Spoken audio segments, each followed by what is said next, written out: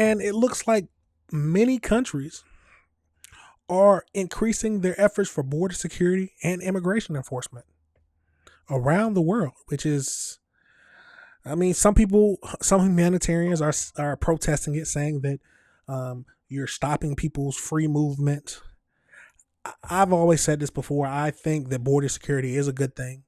I do think there should be a immigration process that makes it that where legitimate people who have concerns and need to escape their country can get in, and it doesn't make it crazy difficult. So I do think our immigration process does need some type of reform, but I am 100% for border security. With ICE arrests surging in the United States, border crossings at record lows, and deportations in the hundreds of thousands since President Trump took office, all working to make good on his campaign promise. We will not be conquered. Some countries around the world may be following suit, moving to ramp up deportations of their own. We've seen a worldwide shift toward more aggressive deportation policies. In the United Kingdom, deportations jumped 21% last year, according to the UK Home Office, to the highest level in 8 years. Part of a growing right-wing movement against migration there, with rhetoric that mirrors Trump's. British people are genuinely scared. Women are frightened to go into their towns alone. The European Union also just enacted a controversial set of migration policies last month, overhauling its asylum system, echoing some restrictions seen in the U.S. One of the key EU provisions speeds up departures for rejected asylum seekers by automatically issuing return orders when their applications are denied. The European Parliament also greenlighting plans for overseas detention centers that the 27 member states need to formally approve. All of it drawing criticism from human rights activists. The dehumanization of migrants and refugees, including in the UK, US, and many EU countries, is appalling. In Australia, the government... Now, I don't know if dehumanization is the right word. I think, like I said, if the laws are on the books, they need to be followed. Now, are some laws need to be changed? 100%. But immigration needs to be taken in steps.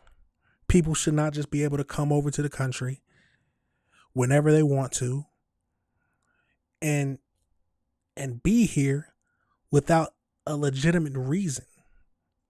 At least that's my thinking. But let's keep going into this, y'all.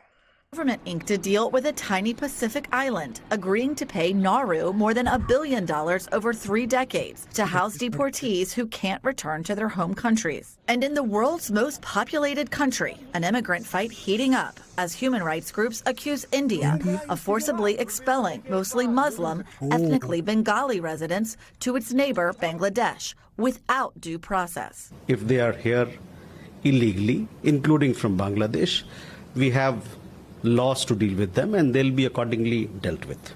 Even our neighbors to the north, who've been some of the most vocal critics of the Trump administration. In a time of rising walls and thickening borders, we can demonstrate how a country can be both open and secure, welcoming and strong. Canada nearly tripling deportations between 2022 and 2025. Part of the trend, forced displacement now at historic highs across the globe, according to the UN. There's the traditional reasons for why people are migrating, war, persecution, and then there are the new factors like the climate crisis, which frankly isn't going to get better, it's actually going to get worse.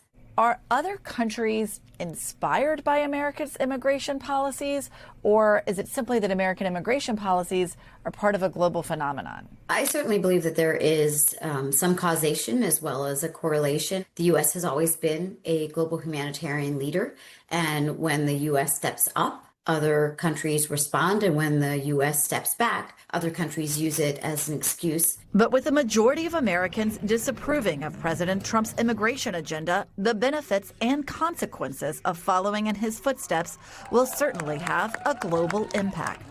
Julia Ainsley, NBC News. Now, yeah, we have seen a lot of people saying that the whole racism thing doesn't make sense to me.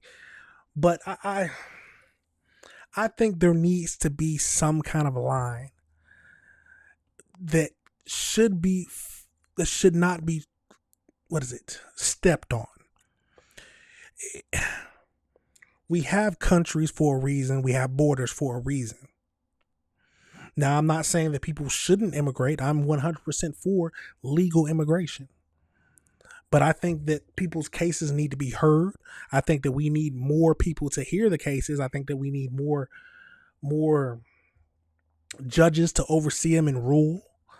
We need to, if they want to increase immigration legally, we need to increase the amount of people who are being able to get in, because right now it is a cap. At least my understanding is there's only a certain number of people who can come in because of the limitations that are set. But what are your thoughts, y'all? Let's get over into this AI breakdown just to see what else it tells us about this whole situation.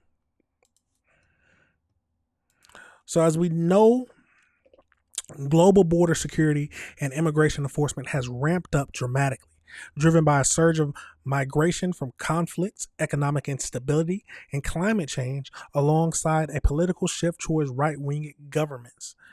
Nations worldwide are shifting from passive border management to aggressive deterrence, heavily influenced by the strict policies in the major destinations like the United States.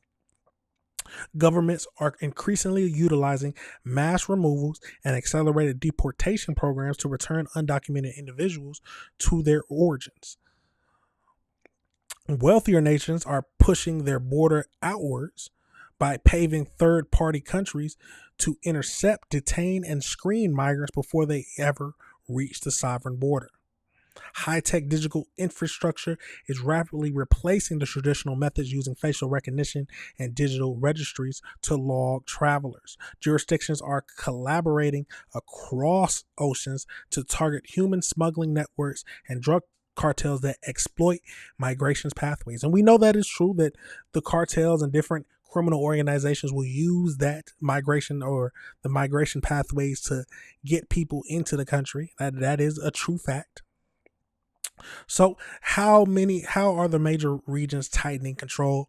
As we know that the United States record high foreign-born populations are heavily political focused on combating drug cartels and unauthorized crossing. So now that's from the surge of ICE. We got European Union. They got pressures from the Mediterranean route, growing domestic political demands to increase asymmetric asylum entries. Strict zero tolerance in Australia. Transit nations acting as a buffer zone under international externalization agreements to stop northward or westernward migration. Yeah, those are the key drivers and contexts. So we got the challenges that's coming about this. So while these policies satisfy political demand for domestic sovereignty, experts note that they produce heavily operational strain. For instance, the EU new biometric rollout has created severe queues and logistical chaos at the travel hubs. Furthermore, tighter borders inadvertently enrich transnational criminal smuggling networks as migrants turn to increasingly dangerous illicit routes to bypass the legal barriers. That is 100% true. If you can't get in the legal way and they truly want to get into a country, they're going to go the illegal route.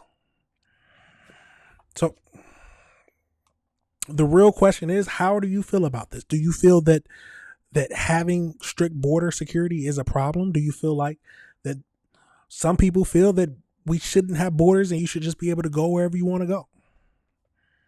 I am not one for that, but I think we need to have immigration reform of the policies to make it to where it's that the people cases are being heard quicker and they don't have to wait so many years to get in. And but I do think we need to have a strict system that protect the people who are here and stop anyone from entering illegally. But let me know your thoughts on that situation, y'all. Let me know if you disagree with anything I said. It's a crazy world we live in, but this is why we got to review this type of stuff together, y'all.